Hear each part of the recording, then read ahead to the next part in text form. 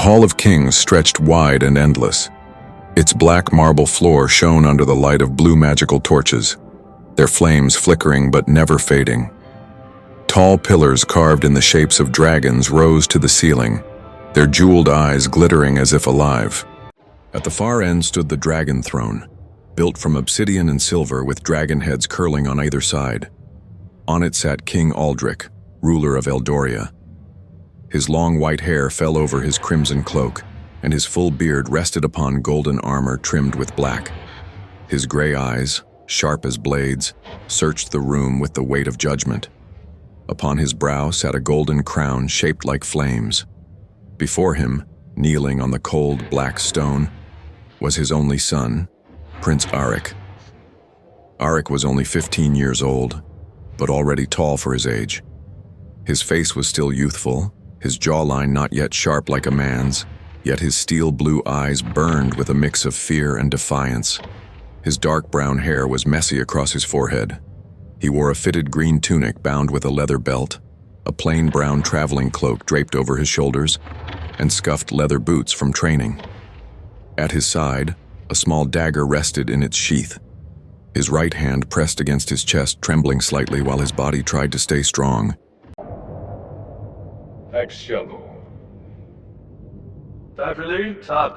Around them stood the Council of 12.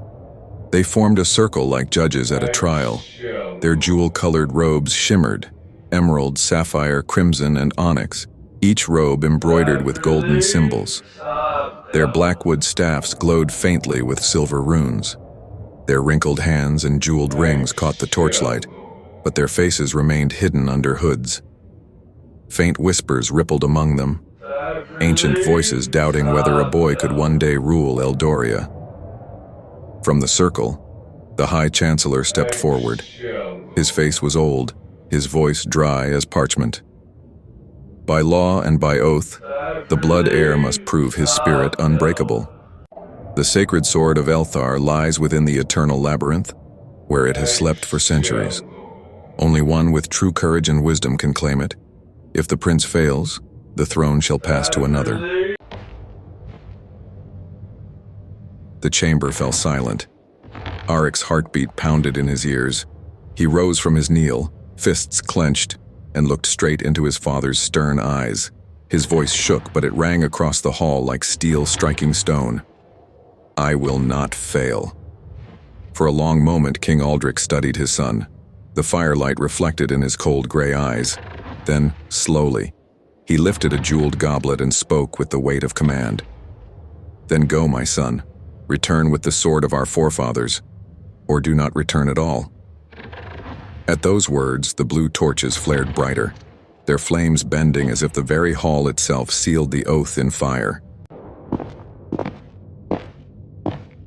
Prince Aric bowed his head once. Then he turned, his brown cloak swaying behind him, and began to walk away from the throne. Each step echoed on the black marble floor. His figure grew smaller, yet his destiny grew larger. The council watched in silence. None spoke. None stopped him. The boy had begun his journey to prove he was worthy of a crown.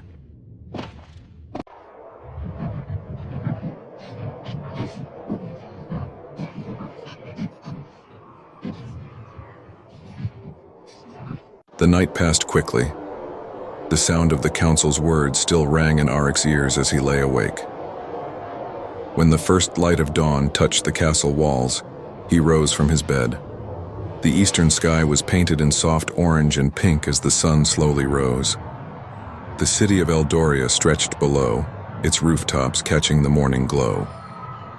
Bells rang in the distance, calling farmers to their fields and blacksmiths to their forges.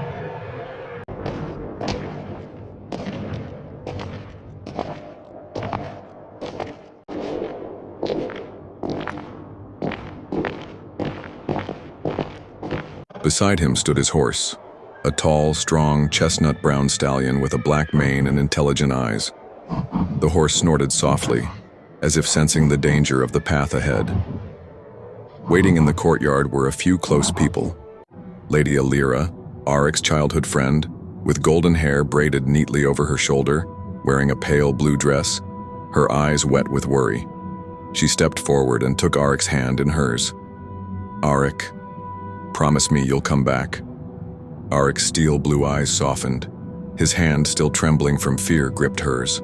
"I swear it, Elira. No matter what waits in the labyrinth, I will return." She pressed a small charm into his palm, a silver pendant shaped like a star. "Then take this, for luck, for me." Aric closed his hand tightly over the charm, then slipped it around his neck beneath his cloak. He nodded once, unable to speak more. From the shadows of the courtyard, Captain Dorian, the king's most loyal guard, stepped forward. He was tall, with a scar across his cheek and silver streaks in his hair. His armor shone faintly in the dawn light. He placed a firm hand on Aric's shoulder. "Courage, my prince. A crown is not given. It is earned. Go and let the gods see your worth."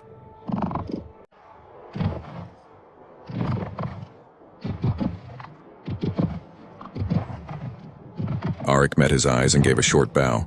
Then he mounted his stallion, gripping the reins with steady hands. His green tunic rustled beneath his brown cloak as the wind lifted it gently, his steel blue eyes fixed on the path beyond the castle gates.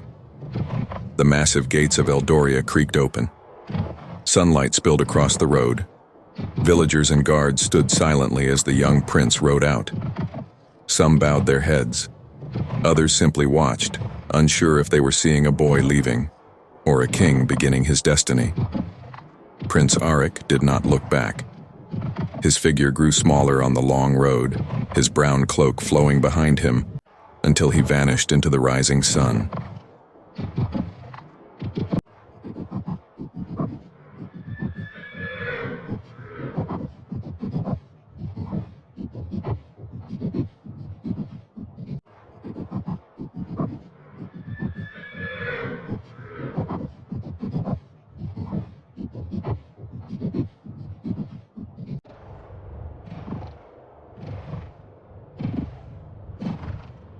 The road from Eldoria curved into the wild. Hills gave way to rolling fields, and soon the thick wall of forest rose before Prince Aric like a living giant. The people called it the Whispering Woods. Travelers avoided it, for its trees were said to carry voices of the dead.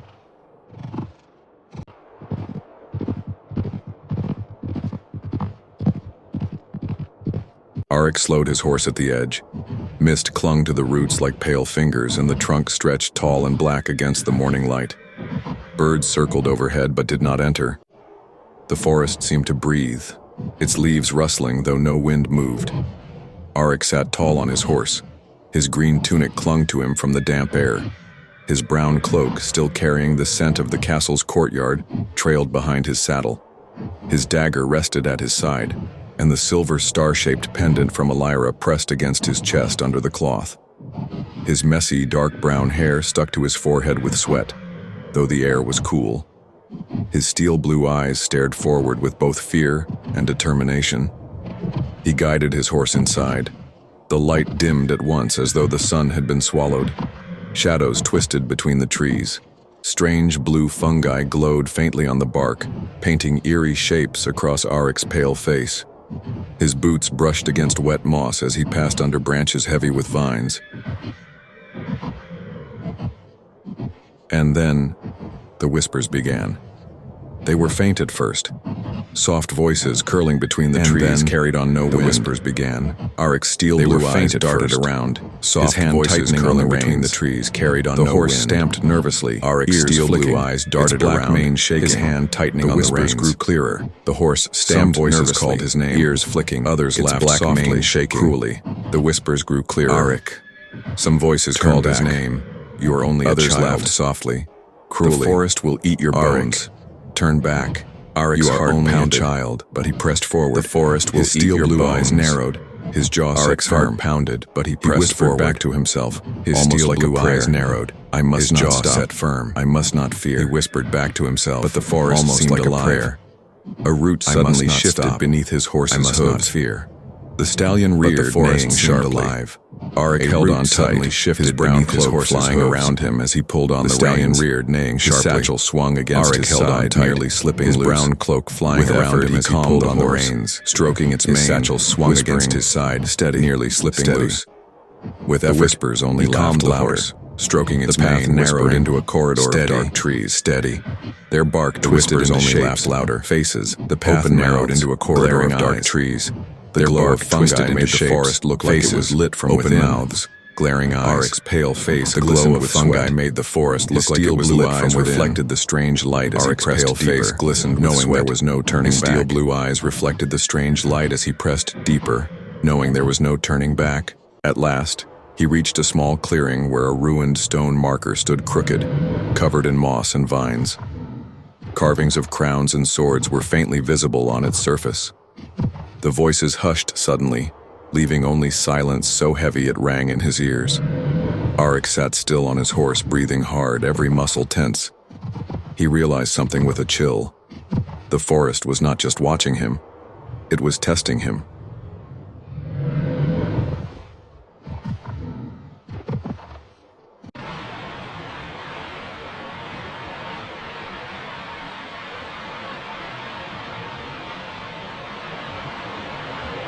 The water did not shine like ordinary rivers.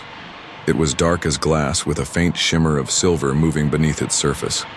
The current was strong, pulling like invisible hands, dragging everything downstream. Strange shadows flickered below, moving too fast to be fish. Aric dismounted his horse at the riverbank. His boots sank into the wet mud, leaving deep prints. He looked small against the vast rushing waters. His brown cloak was heavy with damp, sticking to his back. His green tunic clung to his thin chest with sweat and dirt. His steel blue eyes scanned the river, searching for a crossing. His messy brown hair stuck to his forehead as the mist rolled off the water, curling around him like smoke. On the far side, the forest rose again, dark, endless, waiting. The sacred sword was somewhere beyond that, but first, this river had to be crossed. Aric whispered to himself, "The river is a gate, and every gate has its price." He remembered his father's words. "The river of shadows does not drown the body but the soul. Cross it, and your courage is tested."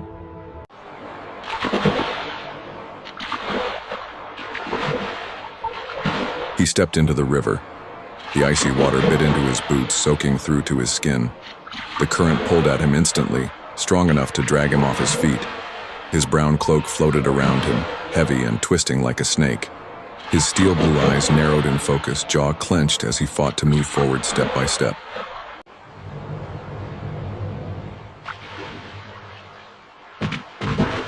The shadows below swirled faster. Shapes rose beneath him. Arms, faces, jaws.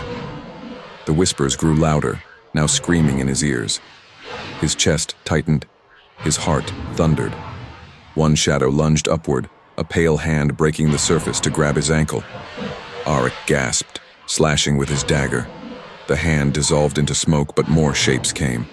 He forced his legs forward, stumbling through the water, the river rising to his waist.